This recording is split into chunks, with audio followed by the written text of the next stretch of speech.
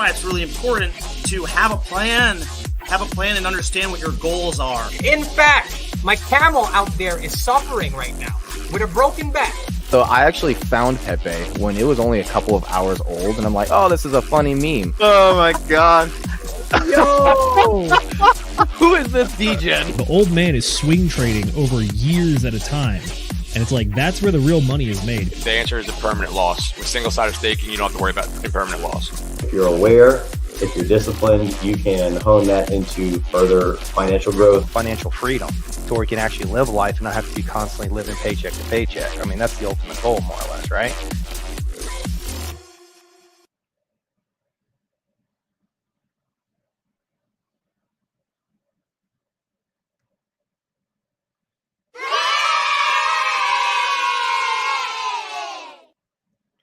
It's so fucking tempting to read that. Like I always want to hit that little mute button and do the fucking read that little disclosure, or what is it? The hey, don't fucking listen to us because we don't know anything about what we're talking about. Our little financial statement thing at the beginning. It's like, I gotta resist it every time. But hey, ladies and gentlemen, boys and girls, crypto degenerates, ducks and squirrels, welcome to this here episode 37 of the Degen Roundtable Book Club, where we are going to be covering The Warrior's Ethos by Stephen Pressfield.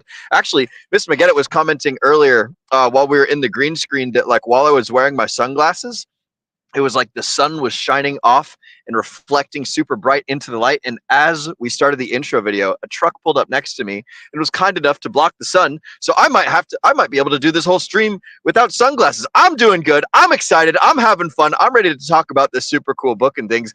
Mrs. McGettit. Oh, for the folks at home who don't know, my name is Will Stevenson. I'm going to be your host for this episode of the Degen Roundtable Book Club. We're going to talk about some cool things. This is a great book. I like it a whole lot. I listened to this book probably like 7 or 8 times. Truth be told, it was a good time. Lots of good road trip stuff and everything. But Mrs. McGettit, for the folks at home who don't know who you are, this is Mrs. McGettit. Oh, there we go. I got to point this direction. Camera left. This is Mrs. McGettit. She's our producer. She's also a member of the Degen Roundtable Book Club. She helps us do pretty much everything behind the scenes and offers some fantastic insight and stuff whenever it comes to covering books and things. So, Mrs. McGettit, what's new and exciting with you? How are you doing? Hello, I am hanging in there. It's been a bit of a long week. I managed to injure my foot. I think hell yeah, 2-3 nights ago now. It was like midnight into the next day, so technically like 2 days ago, basically, but like, super late. And yeah, that's been fun. I went to the doctor. It's not broken or anything. I think it's just sprained. So, but that's good to hear. It's been a boatload of interesting, fun things trying to deal with a small 5-year-old. Well, Dad's at work most of the day with hopping about. Yeah, basically, he likes to be carried up and down the stairs, and I've had to tell him no, and he's just like heartbroken. So that's been fucking fun. Lasso his ass. Fucking yoink! Get over here, Soren. I love to hear it.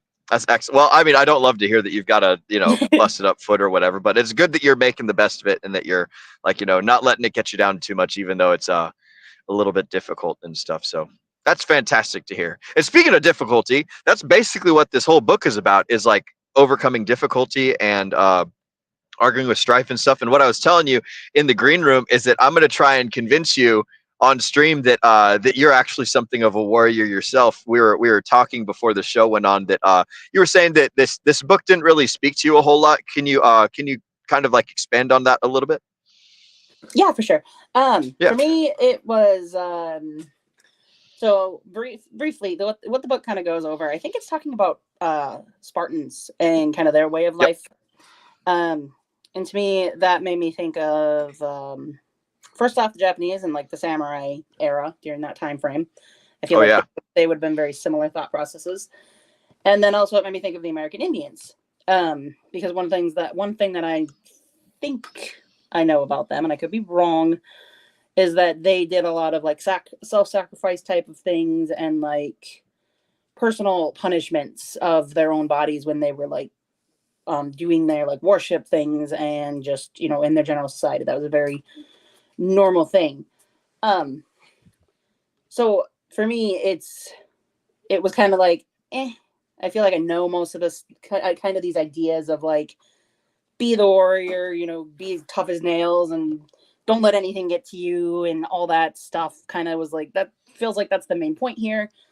Yeah. And for me, it's kind of like, been there, done that. I heard that a million times. It's that saying of, I think they didn't use the exact quote, but they used something very similar that easy times make soft men and hard times make strong men, I think is how it goes. Yeah, the cycle goes: hard times make soft men make hard times make strong men make good times. Or excuse me, replace soft in the beginning with good. So the point is like it's a four-part cycle of like good people create good stuff, the good stuff makes people soft, the soft people make things bad, the bad things make like tough people, which then go on to make good things. And rinse repeat. Yeah, that's there's a freaking thing that Tim Pool, shout out to Tim Pool, talks about from time to time with an 80-year cycle, where basically like there's a great big war every 80 years or something like that, and we go through this whole cycle every 80 years, something like, and it's not like an exact science, but like roughly every 20 years is the one thing leads into the next thing, so it's almost generational. But gotcha. I definitely agree though. It's super duper like nothing in this book is like crazy outstanding like brand new content. It reminds me a little bit of sci-fi. I call books like this preventative maintenance education, where it just kind of goes over the stuff that's like, oh yeah, I should maybe think about this stuff more often, but it's like I already knew all this crap. It's just like it's good.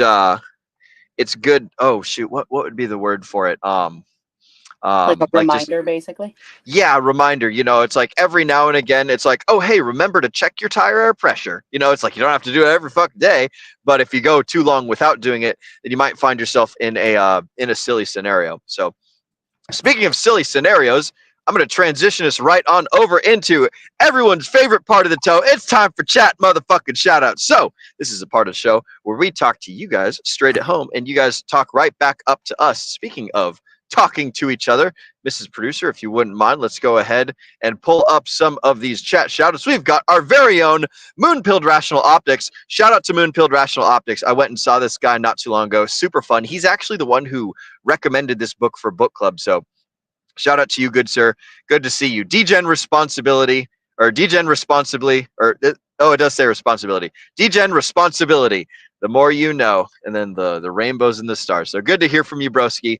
Glad that you're up and about and hanging about for this super cool and kick-ass time. Let's see, who do we got next? Next up, we got Mr. Kenturian 54X. Good day, G-Gens. Good day to you too, sir. Nice to see you in the chats. Always good. Centurion is such a faithful show watcher. This is excellent. Glad to see you, broski. Next up, we've got our very own Funkmaster Hex. Ladies and gentlemen, good evening. Good evening to you too, sir. I'm not drinking because I still got a good bit of my drive left to go, but I do have some fantastic Baja Blast. For those of you that can't see, I'm actually in a Taco Bell parking lot right now doing the stream. So shout out to Taco Bell. This show is not brought to you by Taco Bell, but I do eat their food occasionally. So, yep. Shout out to you, Funkmaster Hex. Let's see, who do we got next? Next up, oh snap, look at that, Brendan of the Degen Roundtable. Happy Friday, all. Happy Friday to you too, Mr. Brendan. Also, Aaron, if you're watching, to my good friend Aaron, happy birthday, broski. I don't know if he'll see this or not, but I got a buddy named Aaron who does MMA stuff, and it is his birthday today. So happy birthday to Aaron, and happy birthday to everybody. Yes, happy birthday to everybody who was born on September 20th. So excellent and outstanding for that. And I believe, we've also got the Ascending Man. Hey guys, sad I couldn't make it home. Shout out to the Ascending Man. He's actually grinding hella hard for the near future. He's going to be focusing a shit ton on work, so that way he can make as much DCA money as possible and get like all the work stuff taken care of, so that way he has more leverage to do the things that he wants later on in life and use his time more wisely. So shout out to the Ascending Man out there working hard, making life better, killing all the fucking nasty ass bugs, so that way BlackRock and Vanguard and the World Economic Forum and everyone can eat their delicious bugs after Nate ships it to them all covered in all those like permethylaldehydes or whatever the heck the chemicals are that he talks about from time to time. I don't know about that, but I do have something to say really quick. First up, hi, honey. Yeah. And second, Mr. McEdit here, just fun little story. The day after I fell and hurt my foot is swelling a little bit. Not too bad, but it keeps, I think it's like the more I walk on it, it's like, I hate you. Stop doing that.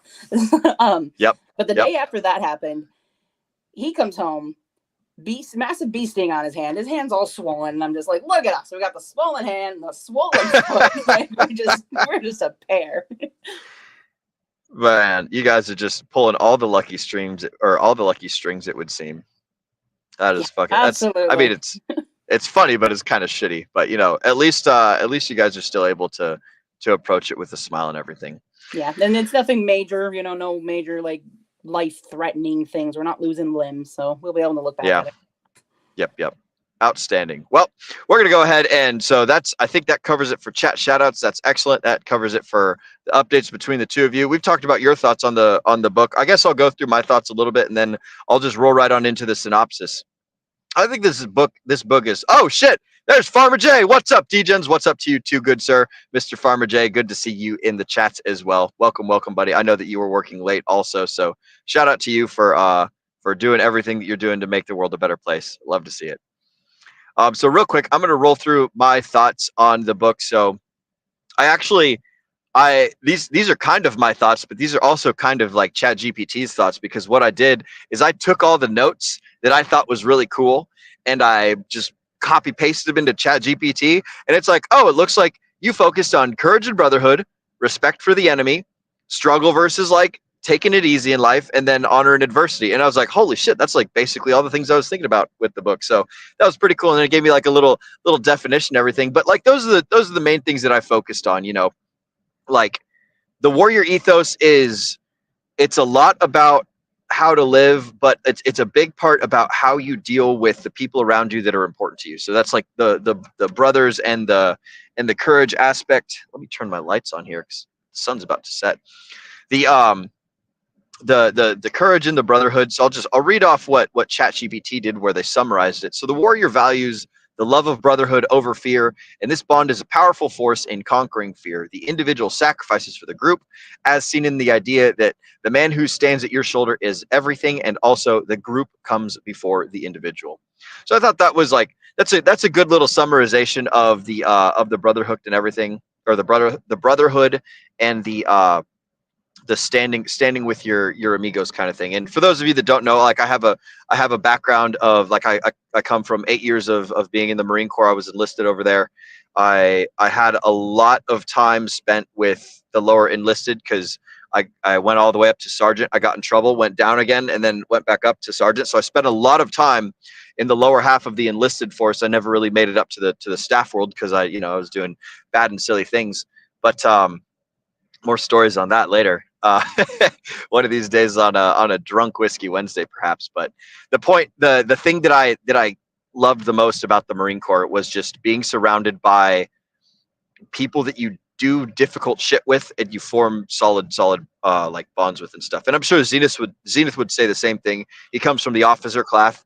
For those of you guys that don't know Zenith, he's another member of the Degen Roundtable, another host, kind of like a jack of all trades, master of none. But he does like some TA and some macroeconomic stuff. But he comes from the Coast Guard side, so he was an officer in the Coast Guard for a while there, and he would probably say a lot of the same things. And also Josh too. Josh was in the Josh deployed a few times, way back in the day. There's some cool streams about it with where he was with his other military buddies. But the point is, like, a lot of military guys generally get the idea of the warrior ethos. It's pretty easy to comprehend and to understand. And the whole point of fighting, like when you're in the military, is basically like it's not really for the country. It's not really for like the people at home. You're mostly fighting to like, protect the dudes to your left and to your right. They talk about it a little bit in the book. You remember that, Mrs. McGettit, where they were talking about the shields and stuff with the Spartan guys? Yes, I definitely remember that part. Really quick, but what happened there was they said that if you lose your spear, you get in trouble. If you lose your helmet, you get in trouble. If you lose your shield, you're dead. Because if you lose your shield, you're letting down everybody, not just yourself. Yeah, it was like they did capital punishment because, like, your shield's the thing that protects the homies to your side. So not only are you toast, but your buddies are also dead. So like Yeah, that was an interesting little factoid that I had forgotten about there. But yeah, that's an excellent point there. Yeah, it was a lot of the concepts in this book, like I said, they're like, we've been over them before. It's kind of like the same thing and, you know, same ideas, but this book made them like brutal. One of the things that stood out to me is near the beginning, they were talking about mothers, the mothers of the warriors. Yeah. Yes. They'd come in and they'd visit her and be like, hey, one of your kids died. And she's like, oh, great. Then the others are still going and they're still, you know, out there fighting. And they approached one mother and they're like, I'm sorry, all 5 of your children died. And she's like, did they die doing what they needed to do? Did we win? And they're like, well, yeah, we won. She's like, cool. And she just turned around and walked home. I'm like, okay, these guys are like different culture. Yeah. Very, very, what you just said there is exactly right. Like, they're so focused on the group, you know, like the individual does not matter nearly as much as the entire community is. And it was brutal. And I think that's kind of what pushed me away from the book, is it was kind of like too much. Like, if I lost 5 children, I'd die. Like, that would be the end. But it ain't no small thing. Yeah, she just turned around and was like, good, we won the war. They did their jobs, basically. Like, they did what they needed to do as human beings, and they died with honor. Like, and that was it for her. And that was great and fantastic. But I'm like, eesh, okay, that's a little harsh to read, and then just be like, let's just keep going. Okay, I guess. They really take the whole idea of like the unit is more important than the individual. Like the colony supersedes the ant's value kind of idea. I don't know if I would like, I kind of get where they're coming from, but I don't think that I would be able to like thrive in a community or a culture that's like that dedicated to, like, you know, warring and everything. The way that they approached it all, you know, perhaps that's why like not very many people were Spartans, and that's probably why they were so successful, is because they took it so seriously and it was so like deeply embedded in their culture and all that stuff. That actually go ahead. I was just saying that does make sense. That kind of brings me into the next bullet point that I want to talk about with the book. So the honor and the adversity. Warriors are shaped by honor, often ridiculed in today's culture, but valued in their community. And there's an understanding that happiness isn't central to honor culture. Rather, the focus is on selflessness, duty, and facing adversity. And then, next. Okay, so I forgot we were on the synopsis. I haven't covered the other parts of the synopsis. So, struggle versus ease. A warrior's life is defined by struggle, in contrast to the civilian world's promise of luxury and ease. This is a recurring theme in the book, where warriors find pride in hardship, and struggle defines their purpose and ethos. And the kind of one of the goals of like the civilian world versus the warfighting world is the idea of chasing adversity versus chasing contentment or something like that. So we'll explore that a little bit further. And then the final thing that I want to cover is the respect for the enemy. So they got an emphasis on honoring the enemy, as the enemy is like crucial in testing the individual. So like the whole idea that your enemy is actually your friend in a sense, or they're almost a tool to help you achieve your full potential. There was a part in the beginning of the book where they talk about tribal enemies versus like warrior enemies. Like when a tribe has an enemy, the tribe kills the enemy, desecrates the body, gets rid of, like, parades it through the town, and just basically they don't respect their enemies quite in the same way that a warrior respects his enemy, because like the idea of a warrior is like you live by like a set of codes and a set of ethics, and the person you're fighting is also doing the same thing. And so by fighting each other, you're both getting stronger, and one person wins. And so when one person wins, the other person is the one that like helped them get there, like provided the challenge that allowed the person to grow. It's almost like, you know, you thank the coach that made you run all the suicide laps before, like, you know, the big game or something. So that way you've got the built endurance, you've got the built strength, you've got the stamina. The guys that are like difficult and hard on you, that are the people that gave you the environment to become the stronger and more resilient entity that you are. So the warrior respects his enemy in that sense. You know, obviously they're fighting, so they're trying to inflict their will on the other person. So there's that sense of tension and everything. But one of the really cool things that they talk about also in the beginning was Alexander the Great. I think as he was conquering the world, he would take his enemies that he had conquered, the ones that were still alive, and he'd give them the option like, hey, do you guys want to join my fighting force? Like, these are our goals. This is what we're pushing for. This is like how I treat my men. And a lot of people joined Alexander the Great's army. And so he had like a hodgepodge of like all sorts of different militaries, all sorts of different people all over the world and everything fighting with him. So that was something that I thought was pretty cool. Before we jump into questions and anything, Mrs. Magetta, do you have any thoughts on any of the stuff that I covered? I think the enemy one's pretty fun, and we might start there as far as questions go. But anything that stuck out to you? I just wanted to mention that I know the Alexander the Great parts really stood out to me too. And I want to apologize if you guys hear any background noise. We got Soren running around down here, and without Dad home, it's kind of, we can't really double team him and get him out of the way. So he's just going to be in the background making some noise probably. Gotcha. Well, he's doing good so far. So shout out to Soren, working on our impromptu soundboard over there. So that's excellent.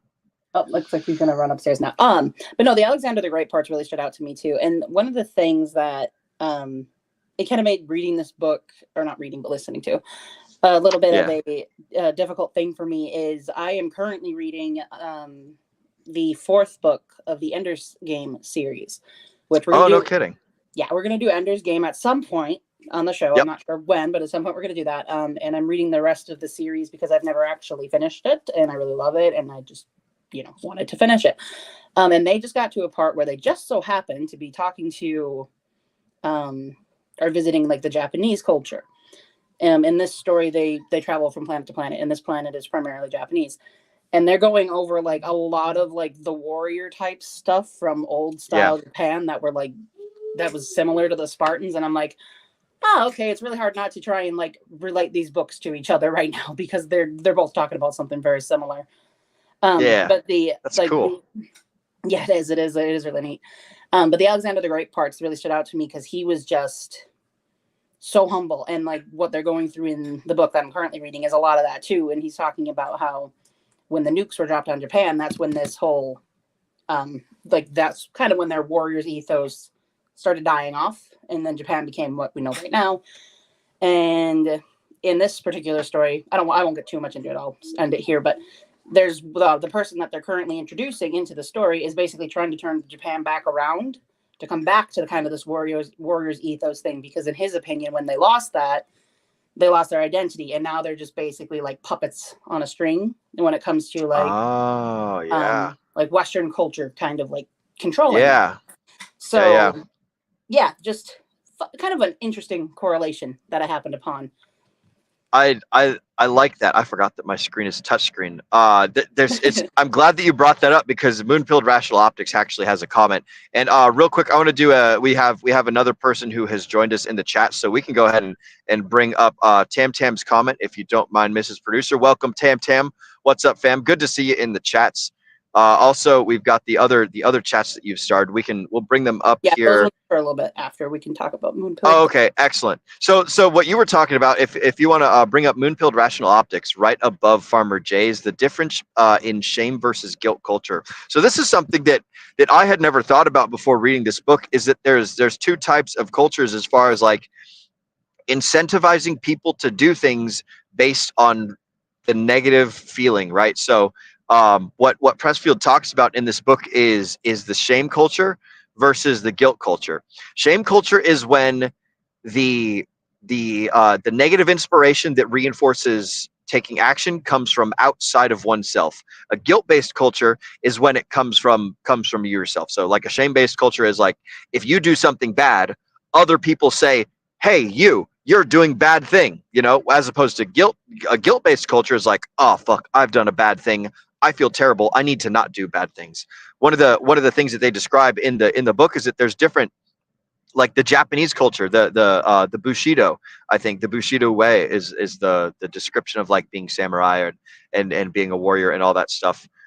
They were very shame-based culture, which is why they had the seppuku, and they committed harikari with like, where they carve themselves open or whatever if they ever dishonor the family. Like basically, if you become a coward, then you have to kill yourself because of outside pressure, and everyone's like, oh my God, that person's a coward, and whoever's tied to their name, like if they don't eradicate themselves from that line, then everyone else is going to be tainted by their actions. Same thing with the Spartans. If a Spartan was a coward in battle or something, then they're like, the Spartan sisters weren't allowed to marry and have kids. The Spartan wasn't allowed to to take up a wife and have kids.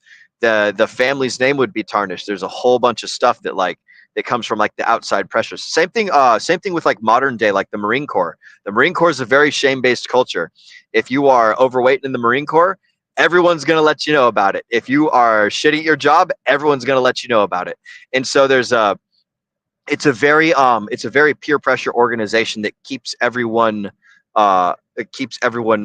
honest is the wrong word, but keeps everyone on their toes and everyone like trying to maintain the highest level standards. So like in my opinion, the ideal scenario is a shame and guilt based culture where you have guilt so that it never gets to the point where other people need to shame you.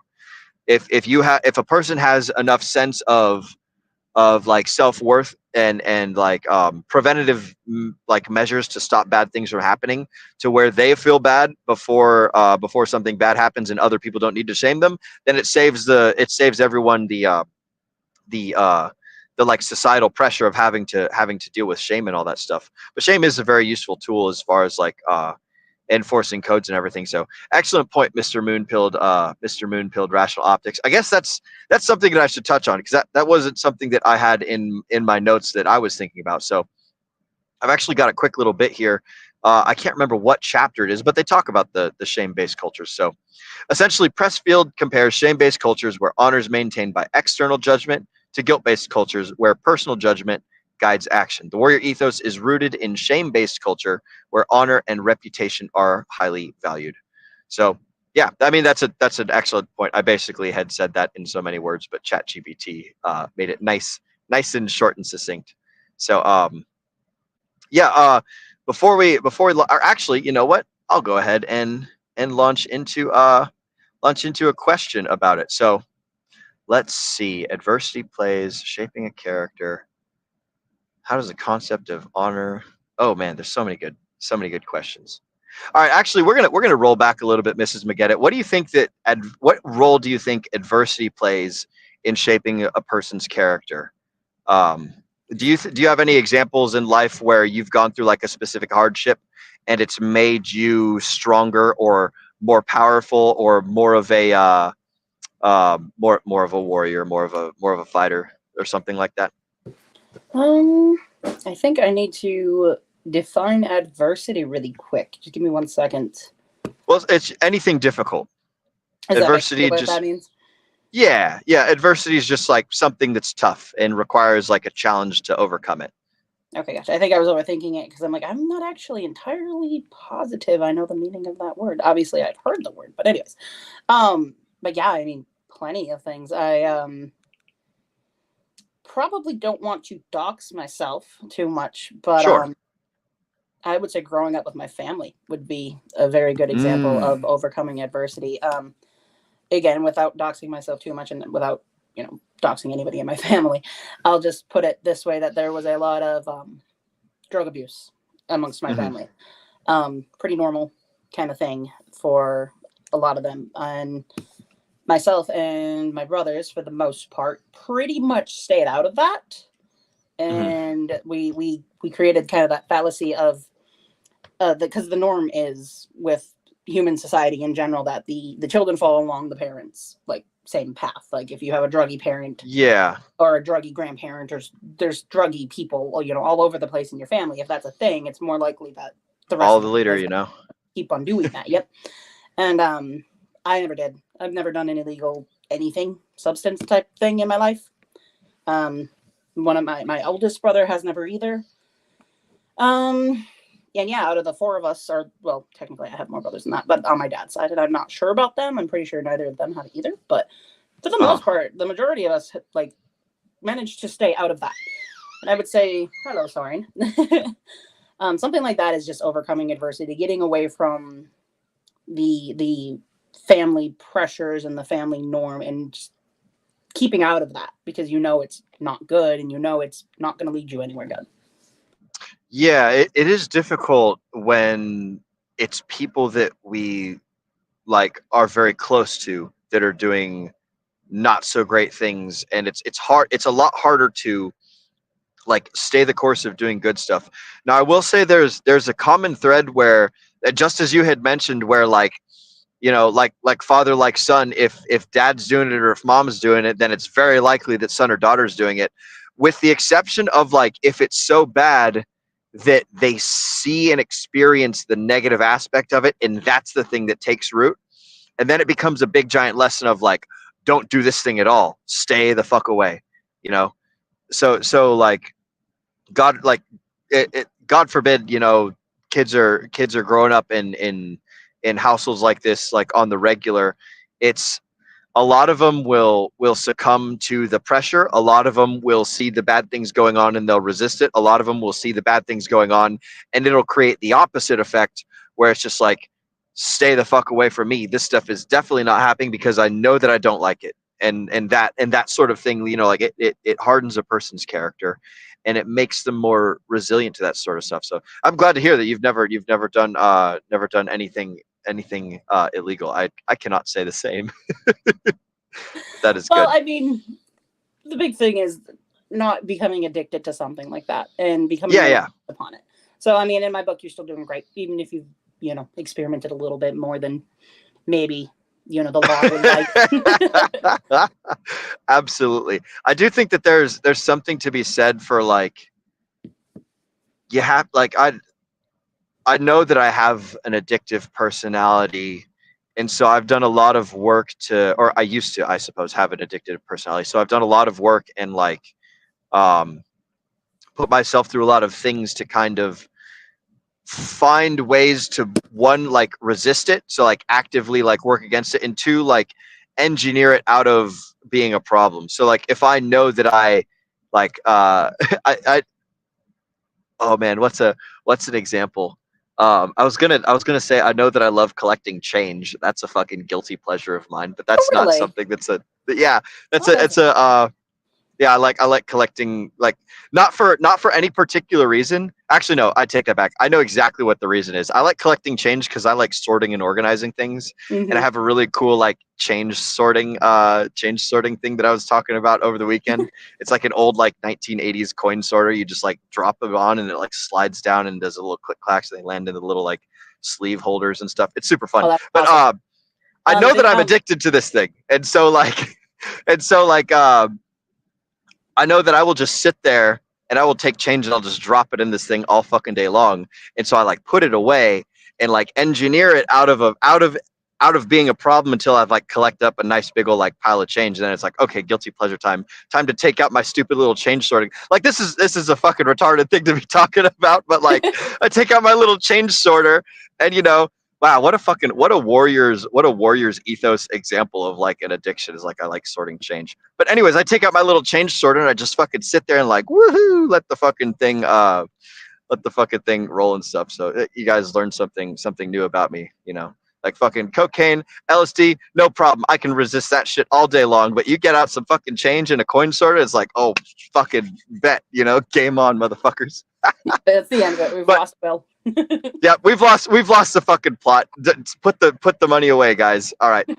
What were we talking about? We were talking about adversity, empowering through like problems and stuff. I'll say that like I think that this is really important for young men especially.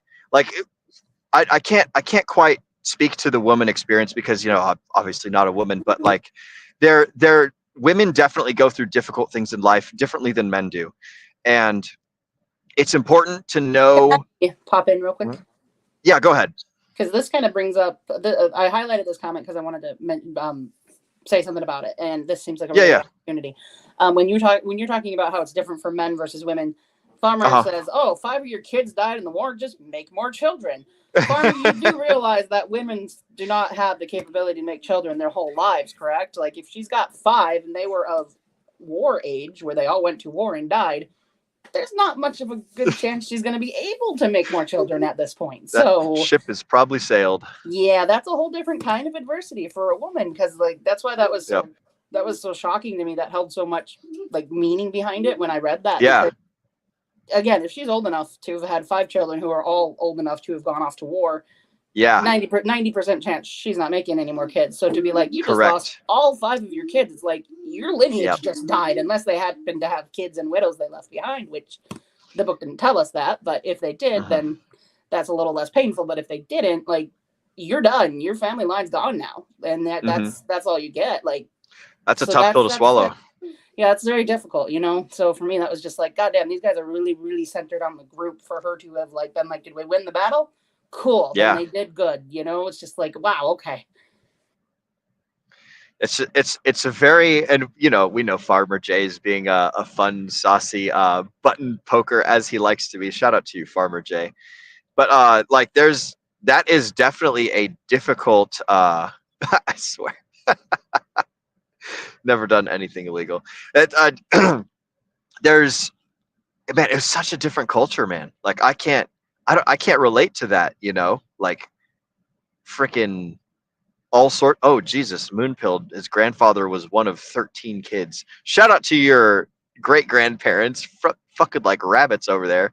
Good for them, creating descendants as multiplicitous as the sands on the sea, or however that Bible phrase things goes. But really quick, yeah, go ahead. Moonpilled, you're lucky. That's awesome. But this lady in the book, it specified those were all 5 of her kids. All 5 of her kids died. Oh yeah. So God. At least the way I read it, maybe I read it wrong, maybe I missed something, was that she lost every kid she had, not just like, oh, I lost 5 and I got 6 more sitting around somewhere. Yep. We don't just have spare kids sitting in the closet, you know? Yeah, unlike or at least we shouldn't. Yeah. Oh man. What was it? Oh yeah. So we were talking about adversity and stuff.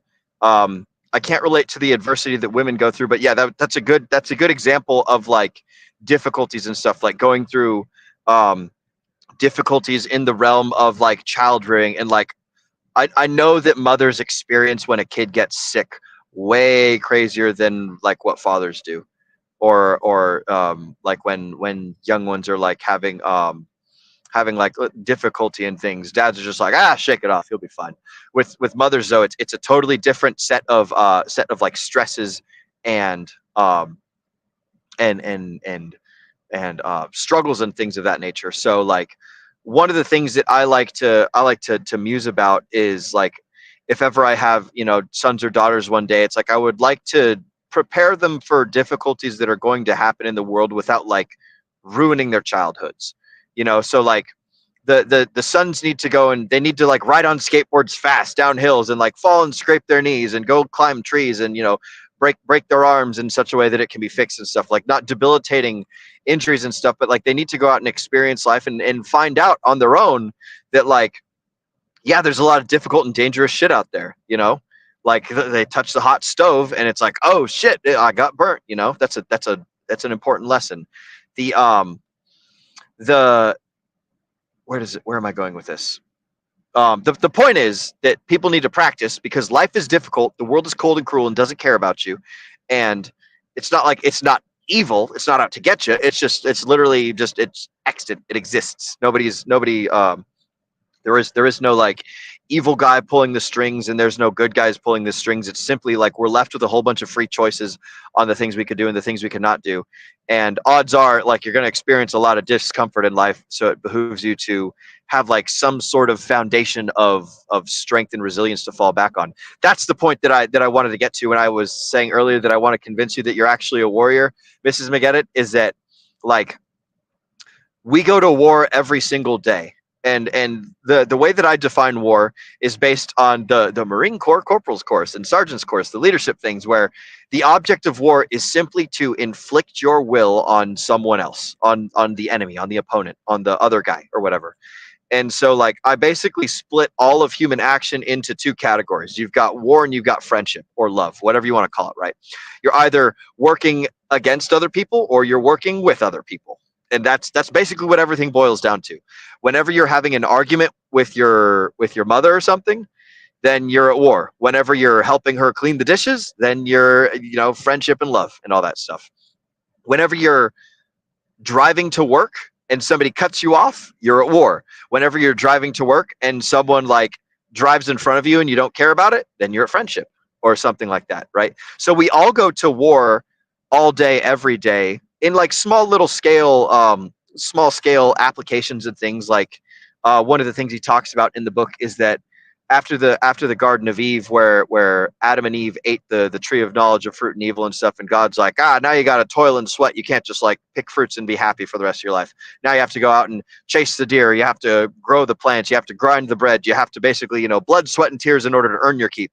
That's essentially like the story of mankind being at war with the world, right? So whenever everything that we have in life, it's either grown or it's mined. That's like where everything comes from. We either dig it out of the earth or we grow it from the top of the earth. If we grow it from the top of the earth, then congratulations, it's just like sunlight turned into, whatever it is that we're using, like wood or plants or food or anything. And if it doesn't grow, then we dig it, right? So like, fucking metals and plastics and whatever the hell. I don't know what glass shit that comes from the ground, right? It all goes back to Minecraft, baby. The children yearn for the mines. But where am I going with this? Oh yeah, so we go to war with the world. So we're out there inflicting our will on the things that we're interacting with in order to get something that we consider to be valuable. So like every day when you wake up in the morning, like you're at war with, your sense of comfort and therefore like the alarm clock that wakes you up, or like whenever you go and you do something that's just not happening naturally, you're basically like, whenever you make something happen, you're essentially engaging in like very small scale war. And so like we're all warriors in some sort of sense. We all, because nobody just kind of like floats through life and everything just happens magically and easily, and it's like, oh, friendship everywhere. I happen to walk down this path and there's a whole bunch of grapes and I just pick the grapes and I eat them, and oh, look at that, a wonderful couch. I'm going to take a nap on the couch, and I just walk a little bit more and it's like, oh, look at this beautiful people. I'm going to make love it and have fun and la-di-da, and then like, oh, that now I have kids and I never had to do childbirth, right?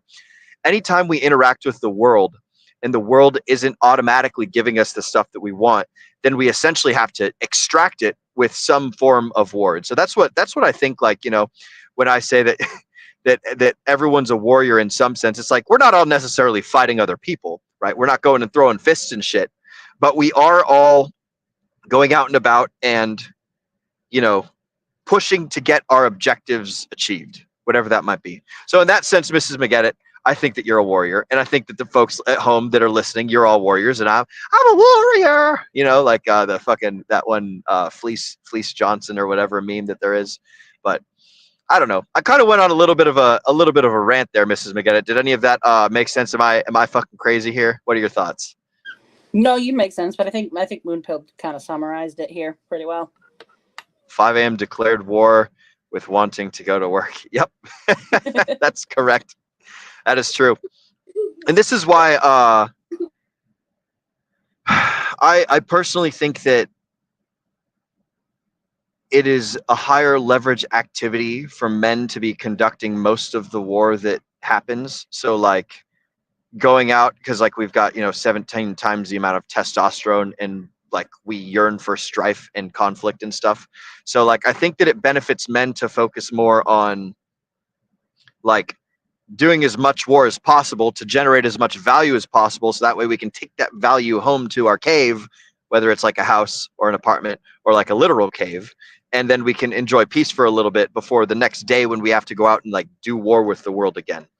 So where was I going with this? It's important to have like to understand that a lot of the world is war, and to have like nice little places of peace where you can rest and recuperate and stuff. I've got a fun little question for you here, Mrs. McGettit. Since we were talking about Sparta a minute ago, I want you to picture yourself as a warrior in ancient Sparta, where every decision you make impacts not just your life, but also the lives of your comrades to the left and to your right. And now, like, compare that to the world that you live in nowadays. Do you think that the warrior ethos applies to modern life, and does it have any relevance beyond the battlefield, like specifically the things that the essences that he talks about in the book, the like the brotherhood, the camaraderie, the respect for the enemy, the unity, shame, guilt, honor, adversity, all that stuff? Wow. Do you want me to repeat the question? I went on a little bit of a thing there. No, I think we're good. You were asking if the ideals of the Warriors ethos still apply to like today, outside of like an actual war, basically, correct? Yeah. Okay. Yeah, absolutely. I mean, I'll just use my literal life as an easy example here. To my left, I got Soren. To my right, I got Nate. My decisions directly influence them because we all live in the same household. Nate is the moneymaker. Whenever I go out and buy something, that affects him because I'm using his money to do so. Most of the time, I do it from my own money, so it's not like it's every single time, but for the most part. And when I buy something for Soren now has this thing and that directly affects him, either be that in a positive way or a negative way. Obviously, normal life isn't nearly as brutal as this book is. We're not necessarily making life and death situations when we go to the grocery store. But yeah, absolutely, the principles are still there. And there's still definitely something that people should be keeping in mind, that everything you do affects whoever or whatever is around you. So, I mean, whether that be family, whether that be friends, whether that be people who are just like relying on you for something, like maybe it's your job, whatever that is, it's important to just know that. And I think actually even more so today, because a lot of people do live kind of in their own little worlds nowadays where they're just doing whatever they're doing, and however that's affecting whoever else they don't, well, I can't say everybody because it's definitely not everybody, but we're getting more and more into a culture of people don't necessarily know how they're affecting others, and or they decide to just actively not care or dig their heels in and make it even worse sometimes. Do you think people would get along better if like we all kind of went through like little small scale problems together? Oh yeah, absolutely. I think yeah, go ahead. I mean, it goes right back to the saying of easy times make weak people. Yeah. I'm going to expand that a little bit. Instead of it just being, men, easy time makes weak men, I would say it makes everybody weaker. It's a sure. Yeah. The universal problem, and this isn't to shame anybody or to say that anything is wrong or right, but one good example is the term that a lot of people like to use for snowflakes. If you take that term into consideration, what they're actually saying is that you're fragile. A snowflake is a very fragile little, I guess, what the heck would you call it? Elemental thing? Ice I think piece? it's just an ice. It's like an ice structure, right? It's just fancy ice. They're ice sculptures. They're little fucking ice sculptures. Miniature ice sculptures. That's a good way to put it. But I mean, they're very fragile little things. They melt away immediately. Unless, you have a real snowstorm going on, which if we lived in that, we'd all eventually freeze to death. But when they are around, they're very fragile. They disappear very quickly most of the time. They're not substantial. They don't stick around. So using that term to describe people, it's basically, it's a rude way of saying you can't handle anything difficult, or you can't really handle things that are difficult. You're not a problem solver. You're something. You're a thing that ruins stuff and gets in the way. Wow. No, not necessarily. Because snowflakes, I mean, thinking of the actual snow. Well, fragile. Yeah. Yeah, it doesn't necessarily ruin things, but it can very easily. I mean, if you get snow into electronics, for example. Yeah. That could destroy that pretty easily. Bad day. So same with people who are going out and actively, behaving very negatively because they can't handle, fighting whatever battle they're trying to fight. And I don't mean that in a literal sense. I mean that in a psychological sense, the metaphorical. They're not able to just handle their own emotions or whatever, those kinds of things. If you're not able to do that, and you go into we've all seen those videos where these people go into these stores and they start freaking out at some cashier for whatever reason. Yeah. That's affecting everyone around you, and they're not putting themselves in the shoes of the person that they're making, that they're hurting when they do those things. I think that this might strike a chord here. Do you feel safe? Do you feel more safe when you're surrounded by fragile people, or when you're surrounded by capable people? I would think the answer to that one should be obvious, but yeah, capable. Yeah. Yeah, it's like everyone thinks about well, not everyone, I should say. There's a common bastardization of thought in Western culture where it's like, I don't want to be around a whole bunch of dangerous people. But it's like people that are capable of danger are not just capable of like starting it, but they're also capable of stopping it, right? Fragile people can't stop danger, you know? And it's like I feel yeah, go ahead. One thing I would add to that, I think you're completely right. Look at it this way. We've had so many incidents of somebody who is afraid reacting out of fear and making a tragic mistake. So think of a police officer who thinks somebody's about to pull a gun on him, and he panics and reacts by shooting and killing that person. Yep. Weak people, or fear, that fear reaction, having that fear reaction and not having the strong and capable, mind to like make smart and rational decisions, primarily all the time, because everybody can make mistakes, of course. But being on that end of the tail end of it, where it's more of you're doing those fearful reactions, or you're doing those snap decisions because, something got you going on it, way more dangerous than somebody who is strong and capable and calm most of the time and is able to think the situation through rather than just doing something off of instinct. I think you hit it right on the head. I couldn't have said it better myself. I don't trust emotional people. Like, oh man, I was just talking with an old landlord friend of mine from my Marine Corps days, and she was telling me about how her daughter used to conceal carry, and she stopped concealed carrying because she realized that she was an extremely emotional person, and she didn't want to make a silly decision while under the influence of like emotional, craziness that could potentially have very, very serious and drastic consequences. And so she disarmed herself, and so now she's going through more like training to be more familiar with the tool, and also to be more in control of her own like self-regulation and stuff. So she's identified the two problems, and she's solving them because she's like, oh man, I know I'm emotional, I need to get this under control. And also, like, while still realizing that the world's a dangerous place, a lot of people, it is important and it's necessary to carry a gun because you never know what might happen. But it's also like a bad thing to be like carrying around like this jar full of potential energy when you know that you're not necessarily very good at making decisions. So it's a very nifty thing to think about, and I encourage people to think about this sort of stuff and become competent and become capable and learn how to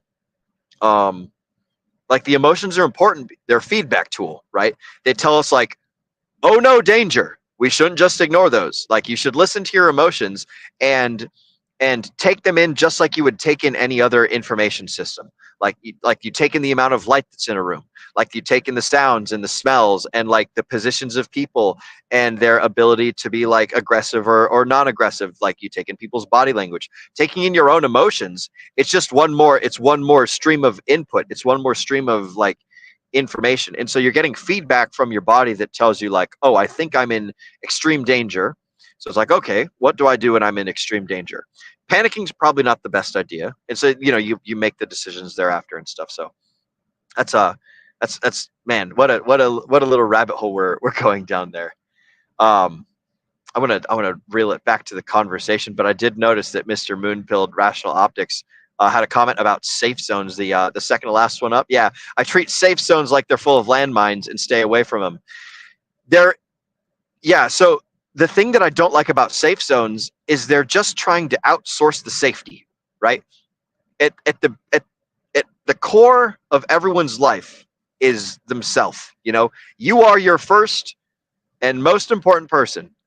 You're going to be the one that's there with you your entire life. So you got to like trust yourself the most and know yourself the best. And then outside of that is like the people that are close to you. And so let's say, and then there's like varying degrees of more and more people away from that. So let's say you're not good at safety. So you know that like, oh, well, I should surround myself with people that are good at safety. If you go into a safe zone or like a place that says like, hey, this is a gun-free zone, what you know is that there's a lot of people there that are probably law-abiding citizens that are not capable because they're missing a very important tool, you know? So like the people that read signs and obey them, they're probably good people. The people that read signs and don't obey them, well, it's like, well, we might have a pretty significant problem. They are definitely like they're full of landmines, though. I don't want to go too far down a rabbit hole on that one, but shout out to Moonpill Rational Optic. That was a fucking a good little comment right there. Let's see. So that was we were covering the general themes. Let's go into brotherhood and unity a little bit. We were kind of talking about this a little bit ago. What do you think are some like group activities that people can do that helps increase brotherhood or sisterhood or unity stuff? Like we were talking about earlier, it's important that people go through difficult things together so as to like as to form bonds and to also like become more capable and stuff. What do you think are some fun things that, or actually, why don't you go ahead and think of some fun things? I'll describe the first one that I remember from when I was a Boy Scout counselor. The thing that we would do with scouts to get them to like do team building, because I used to teach team building and also of course climbing, because why not? The first thing that we would do with scouts is we would have them do trust falls. You know, they would all line up, and this is all just like, you know, it's not falling off of heights or anything. This is just like literally turning around, leaning backwards, and then your buddy catches you. You know, that's like the easiest thing that I can think of for like difficult thing that also team builds. You know, is there anything that comes to mind for you, Miss McGettit, when it comes to like what are some difficult things that people can do to help create brotherhood, help create unity, stuff that the folks at home could do with maybe their kids or maybe their friends or like adult compatriots or cousins or something? Got any ammo for this? Oh wait. Oh, just kidding. I'm gonna keep talking for a little bit because I didn't check the private chats. You keep doing your thing. There's so I used to teach. So like I was saying with the scout stuff, is I used to teach the team building thing. So after we would do the trust fall stuff, we would I got your message. After we did the trust fall stuff, we would the next thing that we would do is we would have people lead each other blind through the forest. And what my job was as a scout counselor, because like there was a couple of us that were the counselors, and there was all the scouts. So they were like 15, 16 years old, 14 years old, whatever, like in that age, between like 12 to 16. We would have one person be blindfolded and one person leading them. The person leading could not talk, and the person that was blindfolded obviously couldn't see. But they had to lead each other through the forest and like get over obstacles that we put in the way in front of them. Like we would knock small trees over, we would make them go through like ponds and stuff, and they weren't able to talk, but they had to trust. And so they went through this like small little difficult exercises. But those are some of the things that I did back in the day when I was a scout counselor, to kind of sort of introduce difficulty to the young gentlemen and the young adventure scout ladies that were there at the time. Are there anything that is there anything that you can think of, Mr. McGettit, that people could do like to create small scale like brotherhood bonding, go through difficult thing experiences? Yeah, there's plenty. One thing, I don't know why this is the first thing that popped to mind for me. Maybe that's a bad sign, but the first thing that popped to mind for me is, who are you willing to like get drunk with? Like if you have some good friends that, you know, you go drinking and you trust these people to just like have your back, hold your hair in the toilet while you're in the toilet bowl, or get you home safely. That's something that I think, like I said, maybe it's a bad thing. That's the first thing that popped to my mind because, you know, alcohol. But anyways, I think that's something that's very prominent in today's world, because not everybody goes off to war. We're in a relatively peaceful area where we don't really have that. Like you were talking about how when you go to war, you're not fighting for the country, you're not fighting for the cause, you're fighting for the person beside you. Yeah. Well, that's the most important thing because it's the most real. Yeah. You know. Yep. But it's the first thing on your mind. I mean, obviously you go to war because you believe in something. Hopefully, unless you get drafted, which in that case, sorry, bro. But but when you're in the what is the word for this? The trenches. When you're in the trenches, you're not thinking about, Statue of Liberty, I love this country. You're thinking about, Tom, are you all right, bro? Did you get hit? You know, things like that are like the most prominent parts of that. Since we don't really, well, not we don't, it's not that we don't have that, but since that's not super prominent right now, I think the people that you trust enough to do silly and possibly dangerous things with, and you trust them to have your back with that. That's a very important thing to me. And then also, I see this comment from some Tyrion. Apparently, he had a very different experience in Boy Scouts.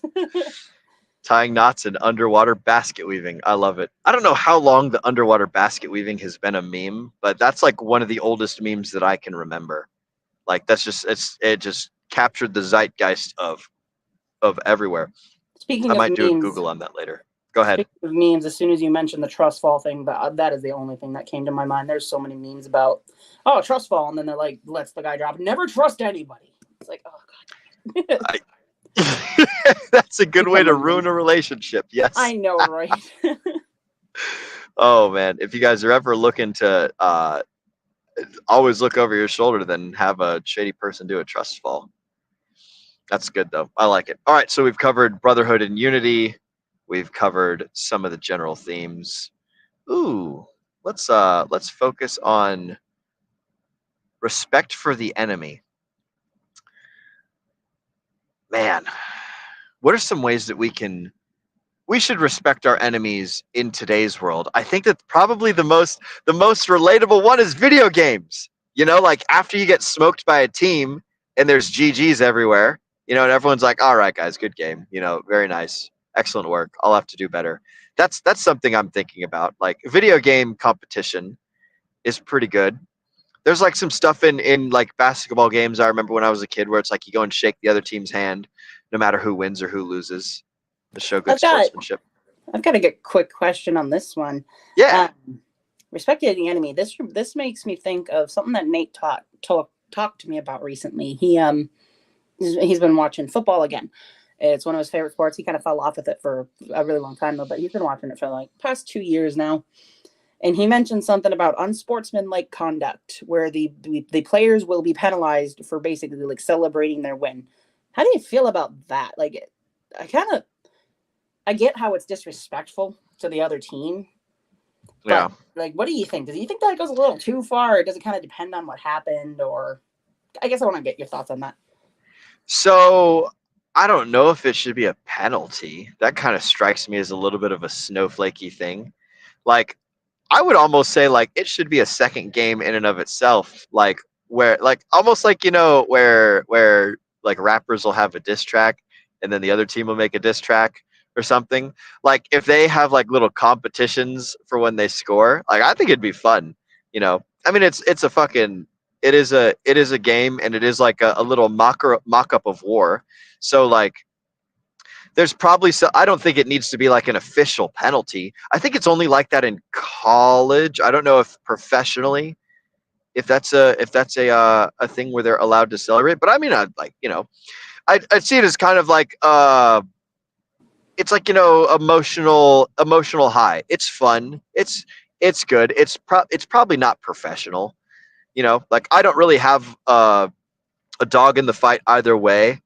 I think that if I were to pick a side, I would say fucking let it be and hey, maybe do better if they scored on you, like let that sink in or something like that. I think that there's probably a justified reason that it exists, but like I don't know. I kind of see it like it's like, you give an inch, take a mile kind of. It's inching towards like nanny state kind of territory. So yeah, I could agree with that. I think when you said it's a little bit snowflakey, that's kind of where I'm at too. It's like, yeah, come on, the guy got a victory, let him have his moment.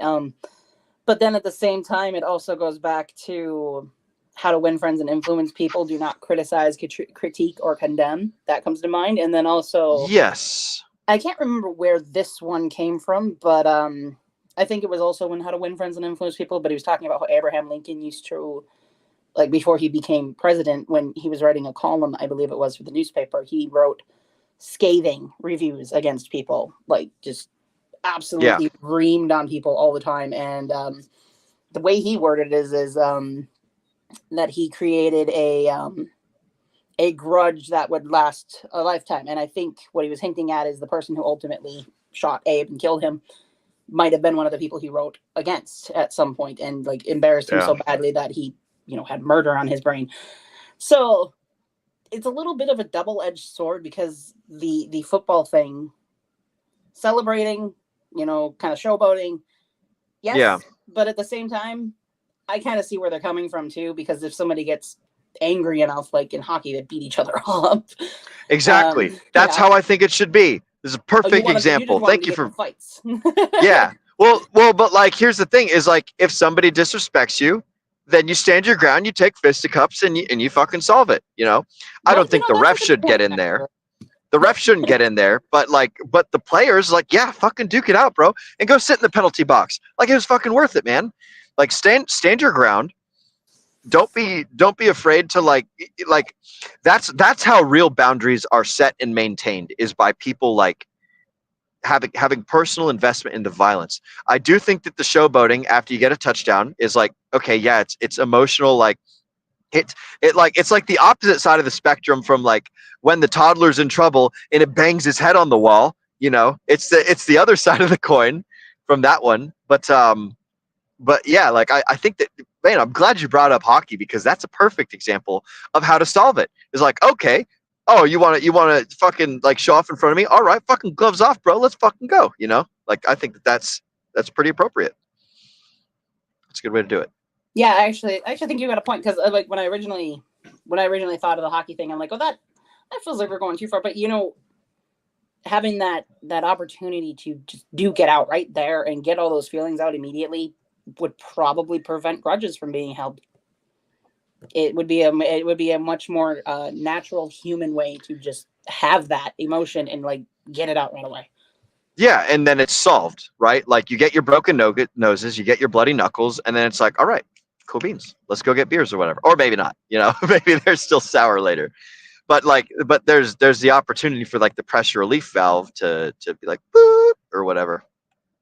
So that's excellent.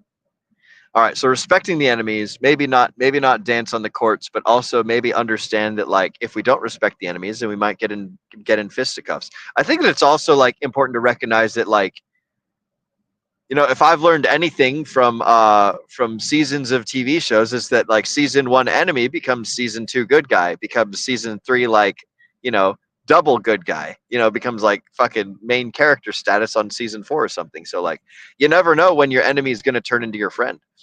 And if your enemy is competent, then it's like, hey, maybe I should like recruit from the bad guys. Maybe I should get these cats on my team or something like that. There's a thought that I have in there about that stuff. Let's see. Okay, we're gonna go for a let's see, group dynamics. Warriors fight for the group rather than themselves. We covered that one. Reflective and personal. Guilt and shame. We kind of covered that. Modern relevance. Adversity and things. Actually, we've got some starred chats here. We're going to do that because I could have swore I saw. Did somebody ask a question earlier in the chat? We might have answered it. I cannot remember. Treat safe landmines as safe. Oh, question. When do we? Oh, that was a silly goose. I'm looking back at Moonpilled Rational Optics at 48 minutes after the hour, where he was questioned, when did we win the day? Answer, when we got to work on time. There was a part in the book that Moonpill's referencing where one of the kings is asking his warriors, like, when did we win the battle? And they won the battle the night before the battle ever happened, because they used the nighttime cover to get the high ground. And then because they started the battle on the high ground, the other enemy has to like, charge up to them. So they run out of steam first. And so you're able to fight longer when you got the high ground. And there comes the high ground memes. So excellent work there with that Moonpill. All right. One final question, Mrs. Producer, and then we'll go ahead and move to close. Do you think that adopting elements of the warrior ethos could improve personal discipline, motivation, and success in non-combat professions? And then why or why not? Yes, I definitely do. The main point of the book, once you get past the brutality of it, because there are some pretty brutal scenes in here. Oh yeah. Like I mentioned before we came on the story with the fox. One thing that they said in the book, really quick story out of it. was that they were encouraged to steal. Spartans were encouraged to go and steal food and just whatever they could get away with stealing. Yeah. And it wasn't illegal. It wasn't bad, but it was illegal to get caught. Yes. So one kid, he stole a fox. I don't know where he stole it from, but he stole a fox. The fox store. Yeah, there you go. They had fox stores back then. And he hid it under his clothing. I guess I don't know what he was wearing to be able to hide a fox under that. But anyway, I guess he did that. And while he was being like evaluated by somebody, he had the fox hidden underneath his things that he was wearing, and it started to gnaw on his stomach. And rather than reveal that he had stolen this creature and get caught and therefore get punished for stealing, the fox just gnawed him apart until he died, is apparently what he said. So we probably don't want to go that far. But definitely the core values in this are really awesome. Like I said, it's things we've seen before, but would love to say that getting these things stuck in your head and going over them again and again is never going to be a bad thing. So absolutely, there are a ton of very good values in here. You've probably heard most of them somewhere at some point, but going through them again and keeping them in mind and trying to live by them and, just putting in that effort is a fantastic idea, in my opinion. The ideas of brotherhood, favoring the group over your individual self, self-discipline, and what's the other one here? Just that strength and awareness of how you affect other people and how your actions, have these consequences, and how the follow through is just so important. Losing your helmet or losing your spear, that affects you. Losing your shield, that affects everybody. Being aware of those things, I think, is just very crucial, especially in the world that we're living in right now, where, there was another quote in there about scars, where there was like an officer, he had a whole ton of scars, and everybody was like challenging him, and he stands up and he's like, he takes off his shirt or whatever, and he's like, who has more scars than me? And everybody just, that was it. Like, he won. Yep. Shout out Moonpill. He just quoted the same thing in the chats. Yeah. Yeah, that's why all these scars on my body. Yeah. Yep. That's why it popped into my head. I was like, oh yeah, that was a good point. And then Alexander the Great, he was, yes, it was him. And he was talking about, he had gone up, one of his warriors went up to somebody, and that person said something that he conceived as insulting. And Alexander the Great came over, and he's like, whoa, what did he say? And he talks to the guy, and the guy says whatever. I can't remember the exact, what they were talking about. But Alexander the Great, he laughs, and he said, if I wasn't me and I had to be anyone else, I would be that guy. Yep. That was the dude that got caught in the snow, and he thought that he was disrespecting him because he was sitting in his chair. But Alexander was like, "No, bro, you've been doing such crazy shit that you're more me than I could ever be." And so it was like I remember that one day. It was some frozen dude or whatever.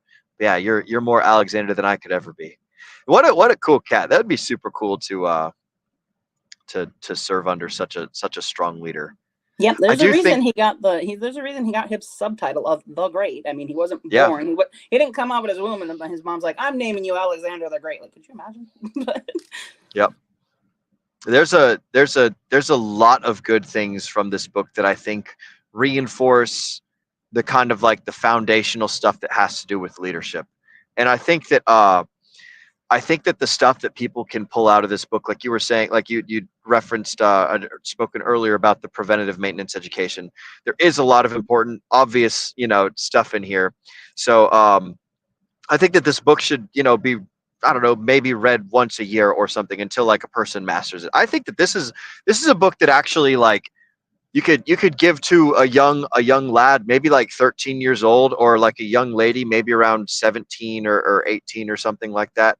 I don't know when would be appropriate to give it to a daughter as opposed to a son, but I do think that like giving it to a young boy when he's going through the stage of stopping being mama's boy and starting to be like, young, small, inexperienced man, right? When he transitions from being a child to being like, a teenager or something like that. I think that would probably be a good spot for like folks to start delving into like at least the concepts of this book. Maybe not actually read it itself, but like start talking to your kids about this sort of stuff. And definitely definitely shout out to Moonfield Rational Optics for suggesting this book. This is a good one, broski. You did very well suggesting it. The men were wanting to go home because they were scuffering, and that's when Alexander showed him the scars. Yes, you're absolutely right. They all wanted to like mutiny and be like, I'm tired of this, and he's like, okay, bitches. Fucking takes his shirt off. He's like, I'm worse off than any one of y'all weak motherfuckers, and I'm still here. Like, what's up? And then they're all like, oh, well, just kidding, boss. Can you forgive us, please? And he was like, yeah, sure, you guys. Just fucking no worries or whatever. Hakuna Matata. So yeah. Mrs. McGetta, any final thoughts on the book? When do you think people should start reading this, or how often, or like the 10,000 hour question of like where on someone's journey to expertise should they start consuming this type of information, do you think? For this particular one, I actually think this book should be early on. And that's for a couple of reasons. First off, it's very short and easy to get through. Oh yeah.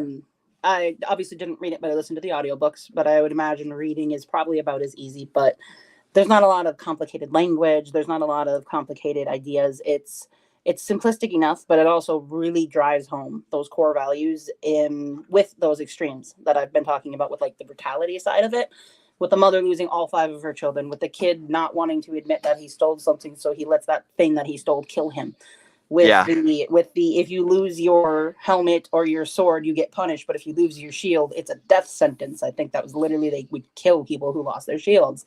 Yep. With all those concepts, it really drives home how vital understanding this is and how important it is to take these concepts and take them seriously. A lot of these other books, these self-help books, they'll tell you these things, and they'll tell you these things over and over again, but it's more like they're like preaching to you. They're like kind of ranting at you. This book is more like, do the thing or you're dead. Yep. People are going to die. Yeah, literally. And if you cause other people to die, then you might die yourself as a punishment for being negligent in that sense. Yep. So I think this one's a very good early on one before you do all the other ones that talk about it, over and over again, like the ones that we've already talked about, or a lot of the ones we've already read. Doing this one like kind of at the very beginning, getting through it, and then I think once a year would be great. Again, mostly because it's really, really quick. I mean, it was an hour 20-minute audiobook, and I did it on 1.5, so it was like 50 minutes, 45 minutes. Yeah.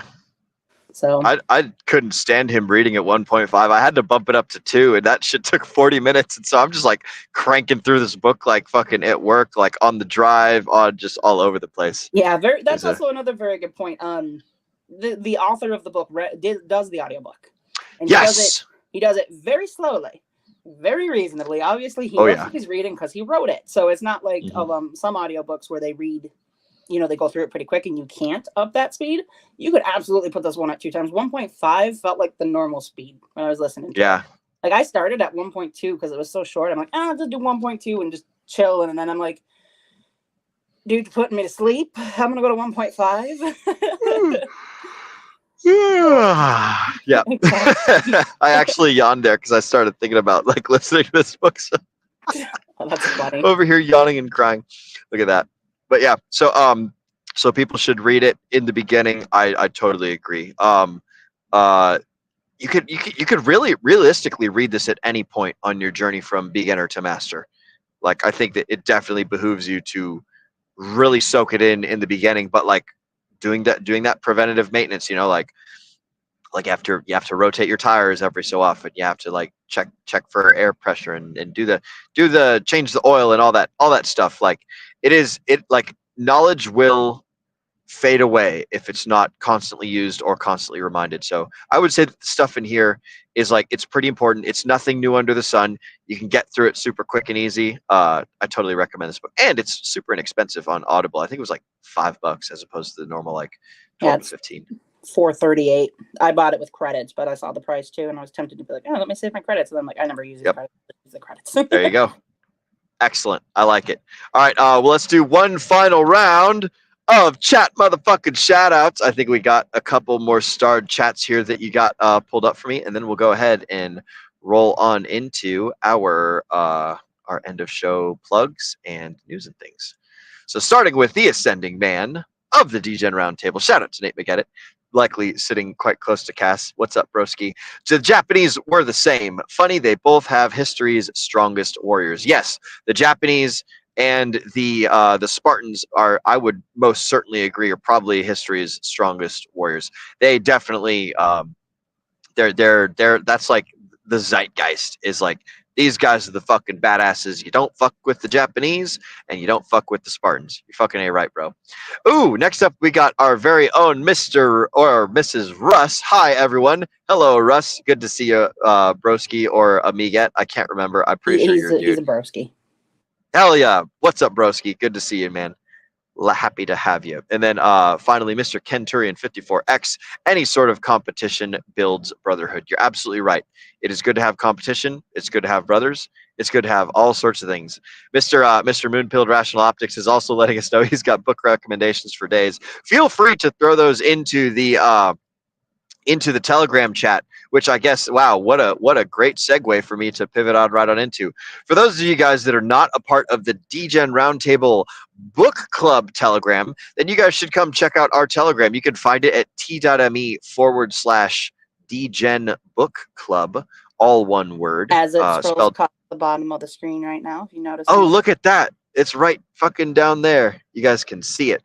And then when I drop this chat in there, it should be appearing right over there. Oh, wrong way. There we go. Right over there for you guys to click on right there in the chat. So this is the Degen Telegram Book Club. I kind of use this as my second brain whenever we're reading books. But if you guys want to follow along and you guys want to see the books that we're going to be reading next, know what our schedule is, kind of sort of have ideas and stuff in that realm, then that'd be the place to go check it out. So that's where all the notes on all of our Telegram stuff is at. That's like where all of the books that we've done before, all the books that we're thinking about doing, all that other stuff is located at, is over there.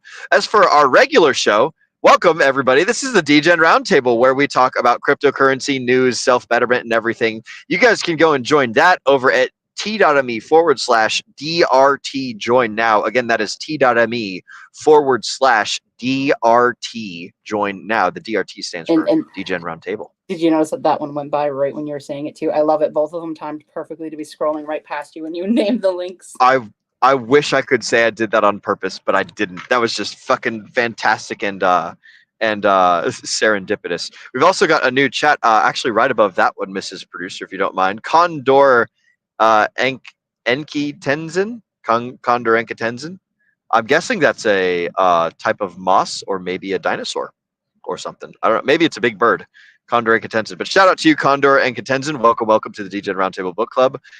We are wrapping up the show, but it's good to have you. Catch it on the replay. By the way, guys, make sure that you smash that like that smash button. Don't smash the like button. Like that smash button. That's the only thing you guys got to do today. We've put in the join our Telegram. I've put in join the Degen Book Club.